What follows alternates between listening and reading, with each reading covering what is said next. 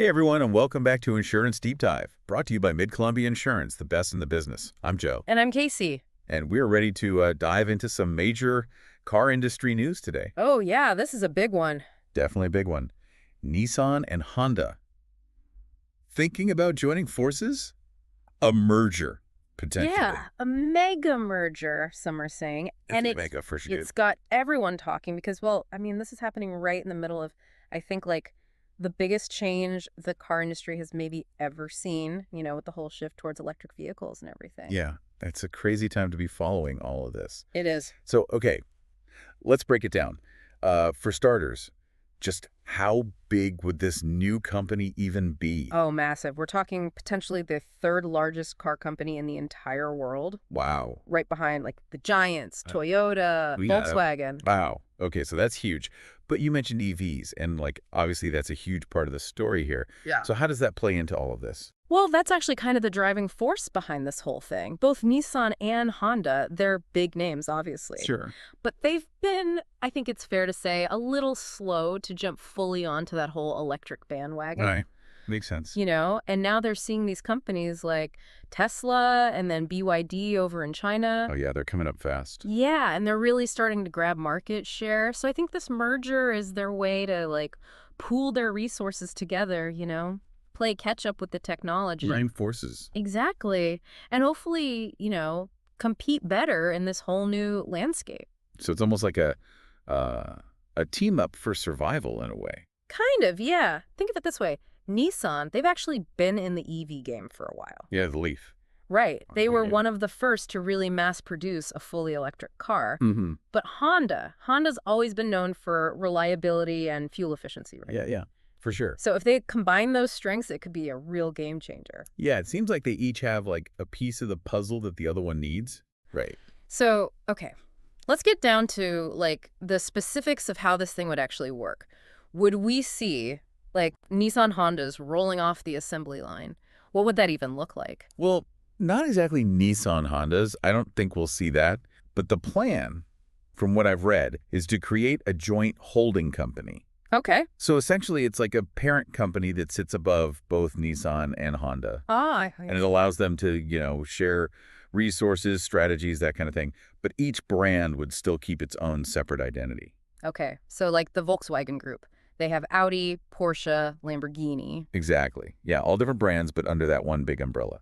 Okay, so they're separate but together. Makes sense. But even with this mega merger, wouldn't they still be, like, way smaller than Toyota? Oh, for sure. Significantly smaller, yeah. Toyota's just a behemoth. Right. But there's also talk about Mitsubishi Motors potentially joining this alliance, too. Oh, wow. Interesting. So with Mitsubishi in the mix, then their combined output would be closer to 8 million vehicles a year. Still a lot less than Toyota's almost 12 million, but Yeah, but not insignificant. no, definitely a force to be reckoned with. Okay, so Nissan, Honda, maybe Mitsubishi. This is a big deal if it happens, but the question is it definitely happening? Is this like a done deal? Well, they're definitely moving forward with it, but Honda's president, Toshihiro Mibe, he actually said that it's not 100% certain just yet. Lots of details to hammer out. He even said, and I quote, that the possibility of it not happening is not zero. So there's still a chance it could fall apart. What could even cause that at this point? Well, I mean, come on. These mega mergers are incredibly complicated, huge logistical hurdles, regulatory approvals, and then you always have the potential clash of, corporate cultures and all that. Yeah, and we can't forget about the whole Carlos Ghosn thing. Oh, right, yeah. The former chairman, the arrest, the escape to Lebanon. It's like something out of a movie. Definitely adds another layer to this whole story. For sure. He actually called the merger a desperate move, which is pretty harsh. Does that mean, are there weaknesses in Nissan that maybe we should be worried about? Well, it's hard to say. Ghosn might have his own agenda, Right. But his comments do highlight some of the challenges Nissan's been facing. They've had some struggles, for sure. Yeah. And so maybe this merger is their way to try and, address those challenges by tapping into Honda's strengths. Starting to sound like a pretty risky move. Yeah, high stakes for sure. So let's talk about what each company is bringing to the table here. What does Nissan have? What's their side of things? Well, Nissan, they have that experience with EVs and battery technology, especially with the Leaf. Right. Yeah. And they've also got something Honda doesn't really have, which is larger SUVs. Ah, interesting. Yeah, so models like the Armada and the Infiniti QX80, those are in really popular segments that Honda hasn't been able to tap into yet. So Nissan has the EVs, the big SUVs. What's Honda bringing?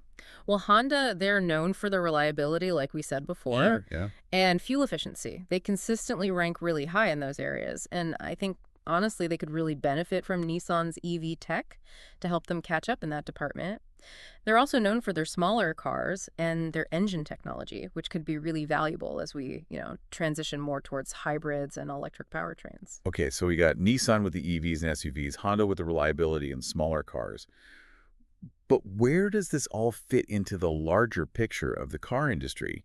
Because, we're seeing other companies teaming up too, right? Like it's not just Nissan and Honda. Absolutely not. This is part of a much bigger trend. The whole car industry is basically scrambling to adapt to this EV revolution. And so these partnerships are becoming more and more common. Like, look at Toyota.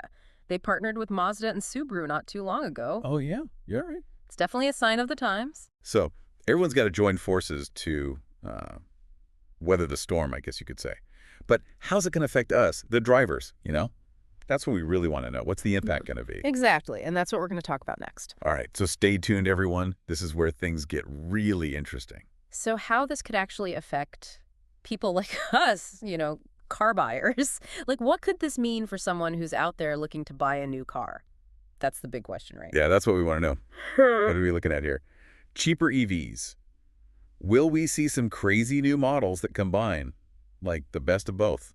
Well, it's tough to say for sure, obviously, but there are some possibilities that, they get you thinking. For one, we could see more affordable electric vehicles. Okay, now we're talking. How could that happen? How could a merger make EVs cheaper? Well, it comes down to scale. If this combined company can really, ramp up their production of EVs and batteries, they could really take advantage of economies of scale to drive those costs down. Think about it. Larger orders for parts, more streamlined manufacturing, shared research and development, all of that adds up. Right. Yeah, that makes sense. EVs, they're still kind of a luxury for a lot of people because of the price tag. Absolutely. And then there's also the possibility of, some really cool new models, ones that kind of blend the best of both worlds. Oh, okay. Like what are they thinking?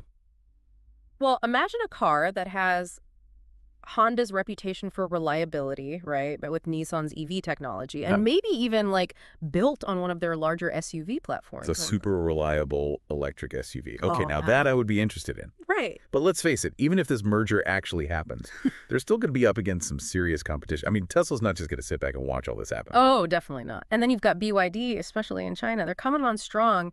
And these companies, they were born in the EV era. Yeah. They're incredibly agile, super innovative.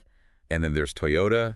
They're still the 800-pound gorilla in the room. And they're not standing still either. Oh, no, definitely not. They partnered with Mazda and Subaru recently, right, to work on electric platforms. And they've been pushing their hybrid technology for years with the Prius. So they're a force to be reckoned with, for sure. Man, it sounds like this is going to be an epic battle for the future of cars. Old guard versus new blood, titans clashing.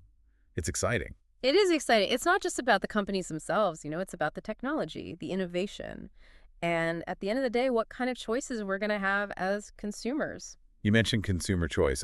Are there other ways, more specific ways, that this merger could affect what we see on the roads, what we see in dealerships, that kind of thing? Well, think about it like this. Nissan's really good at all-wheel drive systems, right? Yeah, they're SUVs and stuff. Exactly. And so if they apply that expertise to electric platforms, suddenly you've got the potential for electric SUVs that have amazing handling, incredible performance. That could be huge. Oh, yeah. That's a good point. It's not just about taking an existing car and slapping an electric motor in it. Yeah. It's about actually combining their specific strengths. You could get something really new and interesting. Exactly. And then think about dealerships and service centers. They could potentially share those networks. Ah, right. And that could make owning and maintaining these cars a lot easier and more convenient for people. Okay, so you've laid out some, pretty compelling potential benefits for us, the car buyers. But let's be real for a second. Mergers, they often come with some downsides too. What are we potentially looking at there? That's a really good point. And one of the biggest concerns is reduced competition. If this mega company gets too dominant, it could lead to less choice for consumers and maybe even higher prices. So it's like a trade-off. Hmm. More affordable EVs, but maybe fewer options, higher prices overall. Kind of a double-edged sword. Yeah, it's a delicate balance for sure. And it'll be interesting to see how, like, the regulators view this merger. Antitrust concerns, that kind of thing, could definitely come into play. Right, right. Makes sense. And what about jobs? Because, I mean, a lot of times when companies merge, you see layoffs, restructuring, all that. Yeah, absolutely. That's another valid concern. Anytime you have two big companies coming together, there's bound to be some overlap, Right. redundancies. So, yeah, it'll be important to see how they manage that whole integration process and what it means for their workforce. It sounds like there's a lot of what-ifs surrounding this whole thing. It's hard to say how it's all going to play out. Totally. But that's what makes it so fascinating, right? It's a huge story with massive implications, and we're really just at the beginning of it. Okay, so we've talked about the potential benefits, the drawbacks, all that. But there's one more piece of the puzzle we need to consider, and that's the government. What's the political landscape around all of this? What are they saying? Well, Japan's cabinet secretary, Yoshimasa Hayashi, he made a statement recently about, the need for Japanese companies to stay competitive globally. Right. And while he didn't specifically mention the merger, he did talk a lot about the importance of, things like battery technology and software development. Right, and those are key areas where Nissan and Honda, they're hoping to get stronger through this merger. Exactly. So it kind of suggests that the government is at least aware of the challenges that the Japanese auto industry is facing, Right. and maybe even implicitly encouraging this kind of collaboration. So it sounds like they might be on board with this merger. Yeah, potentially. They want to make sure that Japan's auto industry, which has been so important to their economy for so long, stays a powerhouse, on the global stage. It's interesting, isn't it? It's not just about the companies.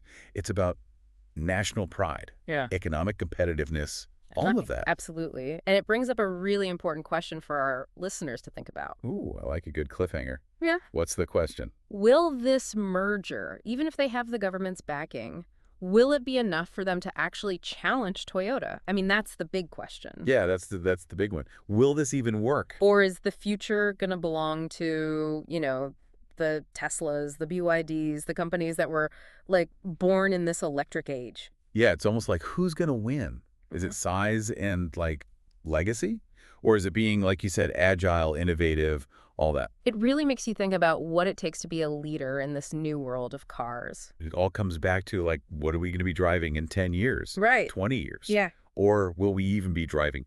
Was it all be self-driving cars by then? It's so crazy to think about. Yeah, I mean, this whole deep dive has been eye-opening, really. It's amazing how much is happening behind the scenes that, it all affects what we drive every day.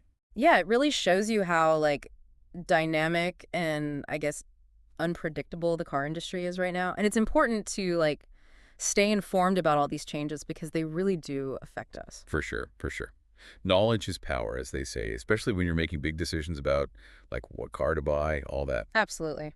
And speaking of making smart decisions, a huge thank you to Mid-Columbia Insurance for sponsoring this episode. They're the best in the business. If you're looking for car insurance, give them a call. Seriously. Yeah, I second that. They've been great to me. So everyone out there, as you navigate this crazy car world, just remember to stay informed, make good choices, and of course, drive safe. And on that note, that is going to wrap up this episode of Insurance Deep Dive. Hope you enjoyed this deep dive into the potential Nissan-Honda merger. Until next time, stay curious and keep those engines running.